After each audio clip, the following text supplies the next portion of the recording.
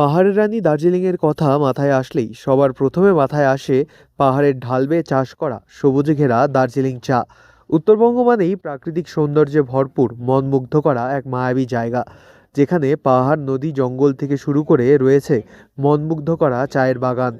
দার্জিলিং আসলেই সবার প্রথমে খোঁজ পড়ে দার্জিলিংয়ের চায়ের।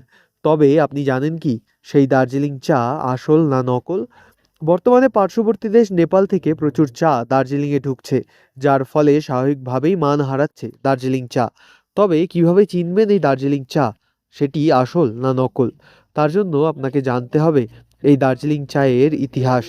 বছরে 4বার এই দার্জিলিং চা তোলা হয়, যা first flush, second flush, third flush এবং ফোর্থ ফ্লাশ নামে পরিচিত। প্রত্যেকটি ফ্লাশের স্বাদও ভিন্ন হয়। এই প্রসঙ্গে মাকাইবাড়ি চা বাগানের চা বিশেষজ্ঞ লালটু পুরকাইত বলেন, দার্জিলিং চা হলো বিশ্বের সেরা। এই দার্জিলিং চাকে শ্যাম্পেন অফ টি বলা হয়। এই চা খেতে দুধ বা চিনির প্রয়োজন নেই, হালকা গরম জলই যথেষ্ট। তবে বর্তমানে বাইরের দেশ থেকে প্রচুর চা দার্জিলিং চায়ের নাম করে বিক্রি করা হচ্ছে, এবং এর দাম অত্যন্ত কম হওয়ায় পর্যটকেরা সেই চা কিনেও নিয়ে যাচ্ছে, যার ফলে ক্ষতির মুখে পড়ছে দার্জিলিংয়ের চা ব্যবসায়ীরা। তবে কেউ যদি আসল দার্জিলিং চা খেতে চায়, তবে এই চায়ের ইতিহাস সম্পর্কে তাকে জানতে হবে। এই চায়ের স্বাদ সম্পর্কে তাকে অবগত থাকতে হবে। ডিসেম্বর, জানুয়ারি, ফেব্রুয়ারি, এই 3 মাস কোনো দার্জিলিং চা তৈরি হয় না। বসন্ত, গ্রীষ্ম, বর্ষা এবং শরৎকাল, মোট এই 4টি ঋতুতে দার্জিলিং চা তৈরি করা হয়। এই দার্জিলিং চা বিশ্বসেরা, কারণ এটি সবসময় নিজের বিশুদ্ধ রূপে থাকে।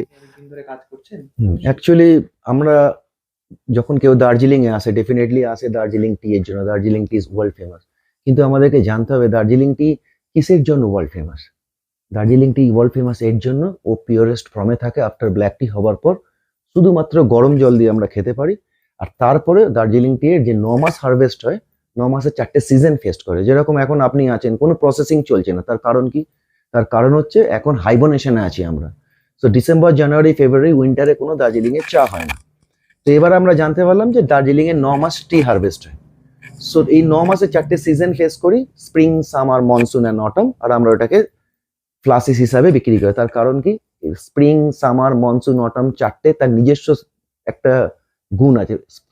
স্প্রিংকে আমরা ফার্স্ট ফ্লাস বলি, flowery, sweet, peachy. Second flush সামারকে বলি, মনসুনকে থার্ড ফ্লাস, অ্যান্ড অটমকে বলি ফোর্থ ফ্লাস। এই ইউনিকনেসের জন্য দার্জিলিংকে দ্য শ্যাম্পেন অফ টি বলা হয়।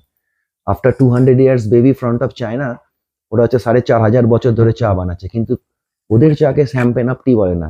আমাদের দার্জিলিং টিকে দ্য শ্যাম্পেন অফ টি বলে। এবার ব্যাপারটা হচ্ছে 87 গার্ডেন্স মিলে 8.5 মিলিয়ন কেজিস টি আমরা প্রডিউস করি।